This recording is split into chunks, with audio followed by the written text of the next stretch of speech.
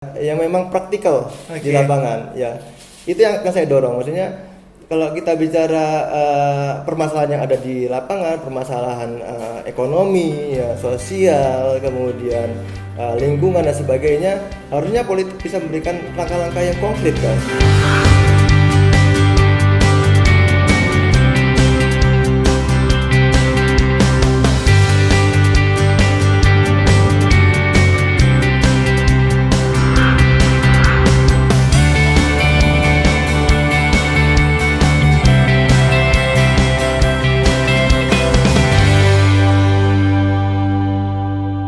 Saya mewakili milenials dan saya yang masih sangat-sangat milenials ini melihat politik capek deh gitu kan. Semuanya kayaknya sama aja ya.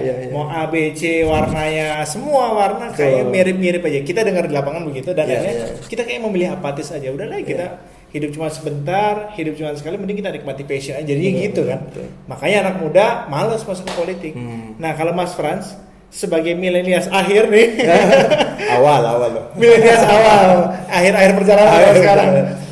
Milenials awal, apa makna politik kita di pikiran Mas Frans sehingga mau ngurusin politik dan bersih-bersih di politik? Ya, sebenarnya politik ini saya maknai sebagai sebuah proses untuk berbuat, ya, memberikan manfaat.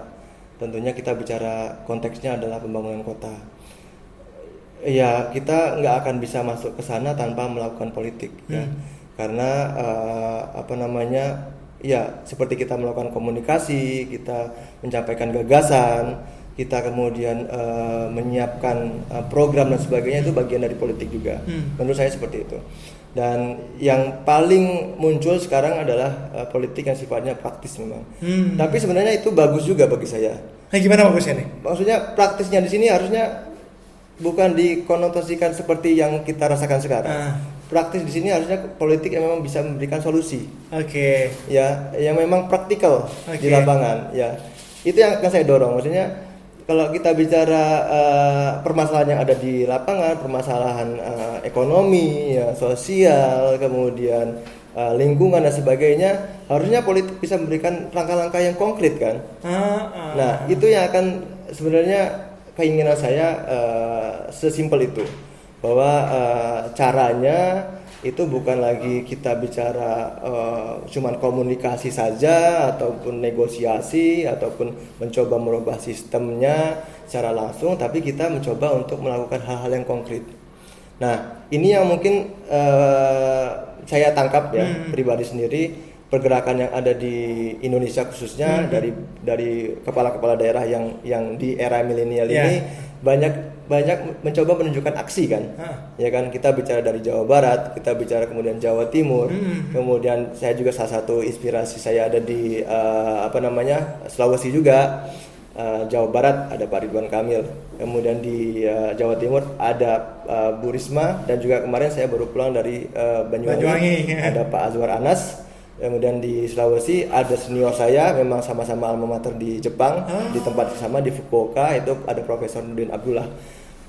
Benang merahnya, irisannya yang saya tangkap dari mereka itu kebijakan mereka ini yang adalah kebijakan yang pro terhadap perubahan real, aksi di lapangan. Ya mungkin Pak Ridwan Kamil karena backgroundnya adalah arsitek, dia menunjukkan perubahan fisik. Nah, Pak Nurdin Abdullah, Profesor Nurdin Abdullah juga seorang akademisi. Ya, sudah profesor malah ya di Unhas, Universitas Hasanuddin. Dia melakukan perubahan di bidang perubahan perilaku masyarakat, sosial tadi ya, sosial kebudayaan masyarakatnya dia ubah. Awalnya dari Bantaeng karena dia merupakan bupati Bantaeng sebelumnya 2 periode.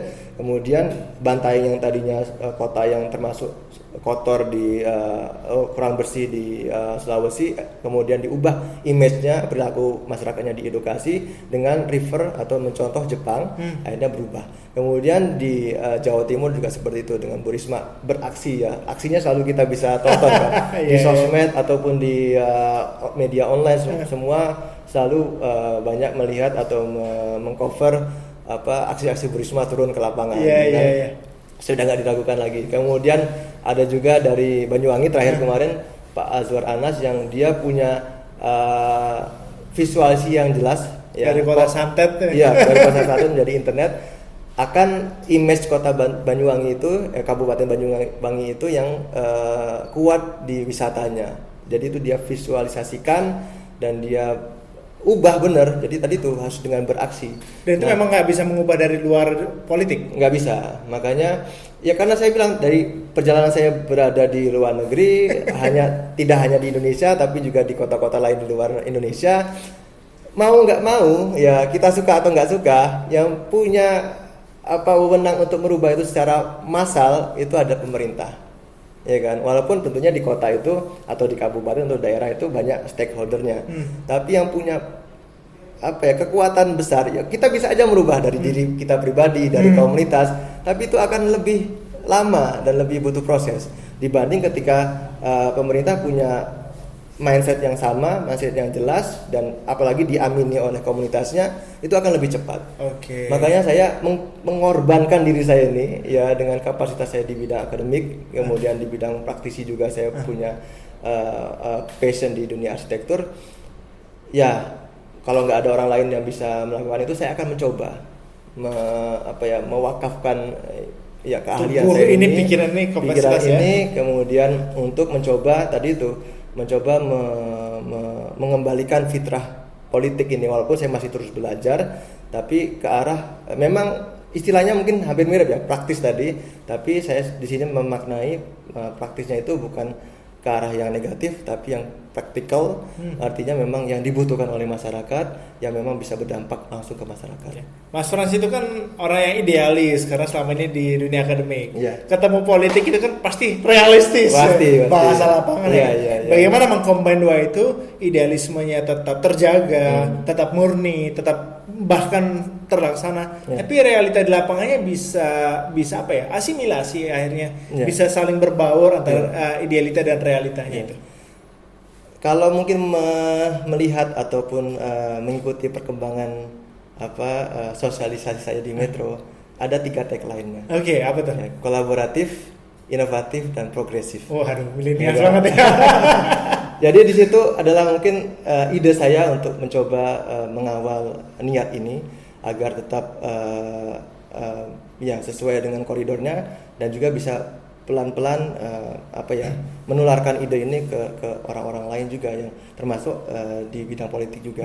Ya pastinya tentunya kita memerlukan kolaborasi. Ya nggak mungkin nanti saya seorang Fritz Ahmad Nuzir atau seorang Fran itu bisa bertindak sendiri juga, ya kan. Kita perlu menularkan ide ini. Makanya kalau kita punya kesempatan untuk sharing, diskusi, kemudian juga bisa punya satu komitmen yang sama, dan kemudian menghasilkan kolaborasi, itulah akan yang menyelamatkan atau membantu perjuangan kita nanti di bidang politik ini. Ya tentunya itu nggak mudah, ya kan. Dan akhirnya mengarah ke pendekatan yang kedua, kita harus mencoba munculkan inovasi bersifat inovatif. Dan saya rasa ya mungkin kita memang butuh waktu, tapi saya optimis lah, kita harus optimis kan. Bahwa optimis sih. Ya kita bicara konteks Metro, ya saya sudah bertemu beberapa orang, saya rasa masih banyak orang-orang baik lah, ya orang-orang yang masih idealis juga masih banyak. Ya mungkin kita harus bisa temukan, kita bisa jalin sebuah ikatan, jaringan. Tadi kemudian kita bisa munculkan inovasi-inovasi yang kemudian mengarahnya bahwa kita selalu bicara tentang suatu hal yang berkemajuan. Akhirnya tadi bicara progresif tadi. Oke, cakep tagline ini ya. Nggak salah-salah nih dari Jepang, Jerman nih tagline. Nah terus gini Mas. Ya. Apa sih peran pemuda, peran milenial tepatnya untuk membangun bangsa ini? Kota Metro lah katakan itu yang lebih kecil, kota Metro yang bisa mulai mereka lakukan. Menurut Mas Frans? Kita memang nggak bisa serta-merta membawa atau meniru apa yang ada di sana di Jepang, kemudian untuk diterapkan gitu, atau diadopsi mentah-mentah ya. Banyak sekali perbedaannya, sangat jauh lah. Tapi yang kalau kita bisa back to basic, kembali ke dasar kita sebagai manusia, banyak value-value yang kita bisa ambil, pelajari. dan perubahan value, perubahan ya kalau kita lebih konkretkan lagi perubahan behavior, perilaku, itulah mungkin salah satu yang bisa kita ambil dari Jepang untuk diterapkan ke kota metro. Karena ternyata itu adalah salah satu kunci yang utama. Saya pernah berdiskusi dengan salah satu profesor di sana, Profesor Hiroatsu Fukuda, kan? Namanya nama Jepang ya, bukan kaleng-kaleng lagi. Nah, di situ dia bilang bahwa kelebihan mereka atau bangsa Jepang itu bukan karena mereka itu IQ-nya di atas rata-rata. Oh iya. Mereka brilian, mereka pintar di bidang pendidikan dan sebagainya, sehingga mereka bisa menghasilkan teknologi dan juga kemajuan kotanya pesat sekali seperti yang sekarang. Tapi ada nilai yang salah satunya adalah bagaimana mereka itu bisa menjaga kepentingan bersama, ya kan? Salah satunya itu, jadi kepentingan publik, dan lebih dikerucutkan lagi, misalnya kita bicara fasilitas publik, begitu ada sesuatu, misalnya kita bicara ruang terbuka publik atau bangunan publik, ataupun ya kita bicara jalan dan sebagainya, ketika itu ada dan itu adalah untuk kepentingan umum, semuanya akan menjaga. Jadi rasa kebersamaan, rasa kepemilikan tadi untuk kepentingan bersama itu yang sangat kuat di sana. Jadi dan itu sangat mendukung pembangunan. Karena ketika mereka membangun sesuatu, ya mungkin itu kendalanya yang kita lakukan di sini, yang kita rasakan di sini. Ketika kita membangun sesuatu, yang paling susah adalah memaintenance-nya. Karena belum lama kita bangun, misalnya kita bicara kemarin kasus beberapa tahun yang lalu, stadion kita bicara Asian Games di Jakarta belum diresmikan atau malah sudah ya, tapi belum digunakan untuk Asian Games, tapi sudah bangkunya sudah rusak semua gitu kan.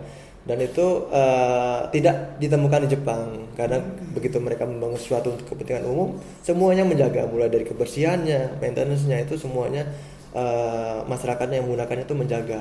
Jadi milenial kota metro dan Lampung lah utamanya itu bisa memulai dari ya. Jadi paling tidak nanti kita bisa mengurangi atau melakukan efisiensi terhadap perawatan fasilitas publik. Dengan cara memiliki rasa memiliki. Iya, betul. Jadi nanti semua kita bicara taman kota di kota metro, kita bicara pasar, ya akan lebih cantik, lebih indah gitu kan, dan kita bisa terus membangun tanpa harus kita lagi-lagi kita disibukkan oleh kerjaan memunguti sampah yang berserakan. Memang sudah ada fungsi pelayanannya, tapi alangkah baiknya kalau kita bisa melakukan efisiensi di situ, di mana masyarakatnya sudah sadar terhadap pengelolaan sampah, terutama di tempat-tempat publik. Kalau di rumahnya masing-masing, oke lah gitu kan, mungkin masih tanggung jawabnya masing-masing, tapi minimal di tempat-tempat publik itu, karena itulah salah satu beban yang luar biasa yang ditanggung oleh pemerintah kota saat ini gitu. Haruskah milenial itu masuk ke dunia politik? Dengan situasi negara, situasi kondisi Lampung lah saat ini. Kalau kita bicara harus, semuanya ini fardu kifayah. Fardu kifayah, harus ada orang yang berkorban. Ya kan? Karena ini sifatnya kan kolaboratif tadi. Tapi kalau nggak ada yang masuk ke sana pun, ya akhirnya ya kita nggak akan melangkah kemana-mana. Ya kan? Harus ada yang memberikan suara, memberikan ruang untuk generasi muda, generasi milenial ini, untuk paling tidak menyambung ide-ide mereka. Dan orang itu harus berada di sana. Nggak mungkin orang itu berada di luar, tapi bicara keluar dari tempat yang tinggi, ya kan? Ya kalau saya menganalogikan kampus kan seperti itu, seperti Menara Gading, ya. Bicara dari tempat yang tinggi, ya kan? Tapi kita harus terjun bebas. Kita harus turun ke lapangan. Makanya saya bicara politik tadi, sebenarnya politik yang praktis tadi, ya politik yang memang mengakar rumput. Yang praktikal siap pakai gitu ya. Nah, kemudian saya bisa mewakili semua elemen masyarakat, mulai dari milenial sampai kepada ya kaum senior juga, orang-orang senior juga gitu kan. Nah, ini tadi yang harus kita lakukan. Apa fakta unik di lapangan yang akhirnya Mas Frans temukan dan itu membuat Mas Frans makin bergairah menyelesaikan perjuangan ini? Iya, ternyata memang ini juga mungkin kritik untuk kaum milenial ya. Kaum ini generasi HP miring. HP miring. Ya, penggemarnya konten YouTube kita ini. Kan? Jadi ternyata nggak semuanya bisa diselesaikan, terutama di daerah kita ini, dengan hanya menggeser-geser layar. Ya, di monitor ya.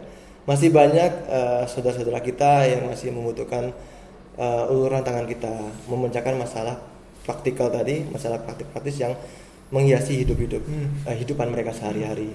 Dan masih banyak orang-orang yang belum bisa mengakses internet juga. Saya tadi sampaikan di salah satu forum bahwa konsep kota cerdas 4.0 itu seharusnya tidak bicara lagi tentang internet saja, tapi bagaimana kebermanfaatannya. Ternyata faktanya hanya sekitar 30%, sepertiganya di penduduk dunia ini yang bisa mengakses internet, walaupun coveragenya sudah hampir 100%. Tapi yang bisa mengakses hanya 30%-nya, yang hanya terpusat pada negara-negara maju. Nah, di kota kita sendiri, di kota Metro tentunya, ketika saya turun, ketika saya bertemu dengan masyarakat, masih banyak yang di luar ini, di luar harapannya atau di luar perspektifnya kaum milenial tadi. Memang itu yang menjadi bagian kita, saudara-saudara kita. Tapi kan masa-masa milenial itu adalah masa-masa kampus, menikmati kerja, Mas. Betul. Terus ya ngapain harus ngurusin itu dulu? Tapi pengen juga sih kontribusi. Terus gimana dong jalannya? Karena itu sebenarnya bukan kita bicara mereka atau kita ya. Mereka yang saya bilang tadi itu adalah kita. Karena gini, karena bisa saja kalau milenial ketika dia sekolah, dia menempuh pendidikan di luar kota, mungkin ada yang orang Metro kemudian kampusnya dia kuliah di Bandar Lampung, ya kan. Kemudian dia meninggalkan orang tuanya di sana, keluarga di sana, sanak familinya. Ternyata mungkin dia sudah melek gadget, sudah melek internet dan sebagainya, tapi yang orang-orang yang dia tinggalkan ternyata enggak. Iya. Itu banyak loh kasusnya seperti itu yang saya temui, dan mereka yang butuh uluran tangan kita juga. Nah, alangkah baiknya apabila milenial ini tidak hanya sekedar melihat itu, tapi bagaimana bisa memanfaatkan yang mereka punya ini, kapasitasnya dengan kecanggihan Internet of Things-nya ini digunakan untuk turun tangan tadi. Makanya salah satu yang ingin saya sampaikan pesannya adalah kita turun tangan melakukan perubahan, ya kan. Kaum milenial tidak hanya, yang saya rasakan memang cenderung lebih individualis, ya kan. Ya sudah banyak sekali kritik ataupun diskusi bahwa teknologi itu mendekatkan yang jauh, tapi malah menjauhkan yang dekat kan. Ya ini sudah hal yang sejak lama dibahas. Tapi bagaimana sekarang teknologi yang kita punya, kalau milenial itu dengan kekuatannya itu bisa kemudian memberikan sumbangsi yang nyata terhadap orang-orang yang ternyata nggak sama perspektifnya dengan mereka. Mereka nggak boleh lagi melihat hanya tadi itu HP-nya yang dibiring-biringkan tadi, tapi mulai melihat HP ini diarahkan lagi ke atas sedikit dan melihat realitanya yang di luar sana. Oke. Mulai masuk dunia realita. Iya, dan memberikan manfaat sekecil apapun kepada keluarga minimal. Betul, minimal dengan keluarga memberikan sendiri. pendidikan, edukasi gitu ya, Mas. Oke, Mas. Di segmen akhir kita nih. Apa masalah buat Mas Fran bagi milenial yang sedang memperjuangkan mimpi-mimpinya? Bagaimana mereka bisa membangun mimpi sampai akhirnya nanti mereka nggak tahu nih, kita nggak tahu. 10-20 tahun lagi kan sudah sampai masa kepemimpinan di millennials ya. Masa bonus demografi. Apa yang harus millennials lakukan nih sebagai seorang kakak kepada adik-adiknya memberikan nasihat, Pak? Nah, tadi kita juga sudah sampaikan ada dua hal. Yang pertama memang kita harus set goals-nya. Set goals dalam hidup kita itu kita harus temukan, dan kita jangan ragu goals-nya yang kita set itu, kita tetapkan itu apakah itu sebuah hal yang benar atau enggak. Kita harus berpikir positif bahwa goals itu semuanya benar. Nanti ketika itu terjadi perubahan itu enggak masalah, itu ada normal. Tapi kita harus tetapkan, kita visualisasikan tadi, kita masukkan ke dalam hati, dan itu kita buat. Kita harus punya goalsnya. Nggak usah kita bicara perencanaan dulu, tapi kita punya goalsnya. Tahu dulu mau kemana ya. Kita breakdown. Kita breakdown dari situ. Nah, yang kedua mungkin kita bicara tadi juga sudah saya sampaikan bahwa kita harus persisten, harus gigih, perjuangkan semuanya. Dan kita jangan cepat menyerah dalam artian, aduh saya nggak jadi, saya contohkan, saya nggak jadi ke Jepang, kemudian saya lupakan mimpi itu. Saya memang hanya bisa ke Jerman, ataupun hanya bisa kembali ke kampung halaman dan sebagainya. Nah, tapi kita tetap jaga mimpi itu, dan ketika ada kesempatan sekecil apapun kita bisa coba lagi, dan kita coba lagi. Saya pernah sharing juga selalu di kesempatan sharing motivasi lainnya. Saya kalau bisa membuat satu daftar kegagalan saya itu banyak. Iya kan? Ya mungkin kalau Hengki lihat dari saya sekarang mungkin wah sukses gitu kan. Tapi kalau kita buat dalam satu slide itu nggak cukup satu slide-nya.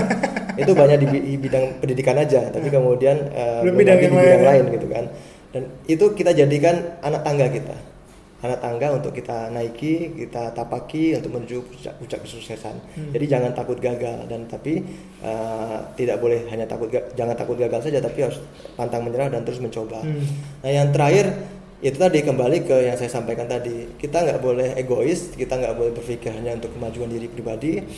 Dalam hadisnya juga ada bahwa sebaik-baiknya manusia itu adalah yang bisa bermanfaat bagi orang lain, orang banyak gitu kan. Itu saja kata kuncinya, dan itu yang selalu saya pegang, bahwa ilmu yang tinggi yang kita dapatkan ataupun apapun kapasitas kita yang hebat, yang kita merasa hebat, kekayaan, kekuatan, power, kekuasaan, itu nggak akan dinilai baik atau tidak akan sempurna apabila tidak memberikan manfaat untuk orang lain, sekecil apapun, minimal di keluarga. Tapi alangkah sayangnya kalau kita punya kemampuan lebih, kenapa hanya kita memikirkan keluarga, kenapa nggak kita memikirkan tetangga kita atau saudara kerabat yang lebih besar lagi, atau malah sekarang kita saya pribadi punya kesempatan untuk memberikan manfaat atau mengabdi atau memberikan pelayanan untuk masyarakat Kota Metro. Jadi intinya kita harus berpikir bagaimana kemampuan yang kita punya ini endingnya, goal akhirnya adalah memberikan manfaat untuk orang lain. Oke, kalau boleh mengajak milenials yang ada di Kota Metro ini, utamanya Mas Frans, apa yang mau Mas Frans ajak sekarang, dan kenapa mereka harus ada di barisan Mas Frans? Ya, belum boleh kan, pilih saya kan belum boleh. Enggak. Bersama barisan membangun mimpi, bukan pilih. Paling tidak gini, saya bilang di beberapa kawan, terutama yang milenial, memang saya sampaikan, kalau yang senior atau yang masyarakat awam mungkin agak susah. Tapi saya sampaikan ke teman-teman yang masih semangat, masih menggebu-gebu, saya bilang, saya maju pilkada ini bukan akhir dari segalanya, bukan tujuan akhir. Saya sudah set goals bahwa yang saya tuju adalah perubahan, ya kan. Jadi minimal apapun gerakan yang saya lakukan, ya kan, baik itu dalam bentuk sosialisasi, silaturahmi, atau yang saya kedepankan adalah program-program yang memberikan bukti. Jadi saya banyak melakukan inisiasi kegiatan yang kemudian nanti, ini loh ide saya, buktinya ini. Nah, paling tidak begitu saya nanti selesai proses pilkada ini, terlepas menang atau enggak, saya memunculkan sedikit perubahan, meninggalkan sedikit perubahan. Makanya ayo teman-teman yang memang tadi dari milenial ataupun yang setuju dengan ide ini, kita berpikir tadi itu, bagaimana melahirkan perubahan. Kondisi yang ada pasti semua orang punya harapan yang lebih baik, dan bagaimana masing-masing dari kita itu bisa membuat sesuatu yang bisa melahirkan perubahan. Itu kata kuncinya. Oke, menarik nih. Waktunya harusnya 3 jam ya. Dan ngikutin sehari ya biar makin paham. Pokoknya intinya kembali tadi ke tagline-nya ya, 3 kata tadi, kolaboratif, inovatif, dan progresif. Kemajuan dan perubahan tadi. Boleh nggak mereka menghubungi Mas Frans kalau mau jadi partner, jadi tim, berbagi ide? Gimana cara mereka menghubungi? Boleh. Kita banyak sekali ada beberapa akun di sosial media yang bisa dikontak, ya kan. Akun pribadi saya juga gampang dicarinya. Nanti kita kasih di link di bawah ini. Salah satunya mungkin ada satu fans page kita di Facebook, ada @masfranmetro. Atau akun pribadi saya juga cuma mengetik nama saya, nanti pasti keluar di. Iya. Websitenya kita punya ada 2. Yang personal saya ada, blog saya adalah frisnews.com. Tapi kemudian yang program kita ini, yang untuk kegiatan besar kita ini, kita punya metrokita.id. Metrokita.id, jangan lupa diakses. Semua kemampuan bisa diterima buat tim Mas Frans. Bisa. Buat kolaborasi kan, mereka pengen kolaborasi. Iya, tadi tagline-nya kan begitu. Bisa ya. Mau dia suka olahraga, dia suka fotografi, videografi, content creator sekalipun, siap diajak kolaborasi. Tapi catatan satu, saya ingin semua ini yang berkolaborasi, saya goalnya satu, perubahan. Kalau hanya sekedar kita memenangkan pilkada ini, itu nggak cukup bagi saya. Tapi bagaimana menghasilkan inovasi tadi yang kemudian hal-hal ini bisa melahirkan perubahan tadi. Biar tercapai derajat paling tinggi manusia bermanfaat. Betul. Mantap teman-teman sekalian, guys. Ini seru banget, tokoh milenial Lampung yang akhirnya memutuskan mengorbankan diri dan mewakafkan diri untuk membangun daerah asalnya. Bagaimana dengan kalian semua? Pastikan kalian juga punya niatan untuk membangun diri dan juga bermanfaat bagi sesama. Thank you Mas Frans atas kehadirannya. Kapan-kapan kita ngobrol lagi. Siap. Mudah-mudahan ada forum lebih besar. Siap. Yang milenials kumpul di Metro gitu, biar bisa menuangkan gagasan dan pikirannya langsung. Karena milenials itu sayang kalau cuma dijadikan objek politik kan, harus diajak menjadi pelakunya juga ya. Saya sudah mulai itu bincang-bincang, diskusi. Kemarin kita mulai dengan satu forum namanya Ngopi. Ngobrol tentang kolaborasi, progresif dan inovasi tadi. Jadi sama Ngopi. Dan insya Allah nanti bulan ini itu rencana kita per bulan. Kemarin kita Februari sudah lakukan, kita mulai, dan Maret ini akan kita mulai lagi. Itu di situ ada tanya jawab juga? Ada diskusi. Jadi boleh dia menyampaikan gagasan. Boleh ngobrol, boleh ngopi, ngopi beneran ya. Dan juga boleh foto bareng juga nanti. Siap. Oke teman-teman, sukses terus dan sukses Mas Frans untuk membangun metronya. Thank you sudah hadir di Markas Juara, yang mudah-mudahan ini jadi inkubasi dan juga jadi tempat menginisiasi para milenial untuk memberikan manfaat. Sukses terus untuk Bang. Buat semuanya. Terima kasih. Assalamualaikum warahmatullahi wabarakatuh.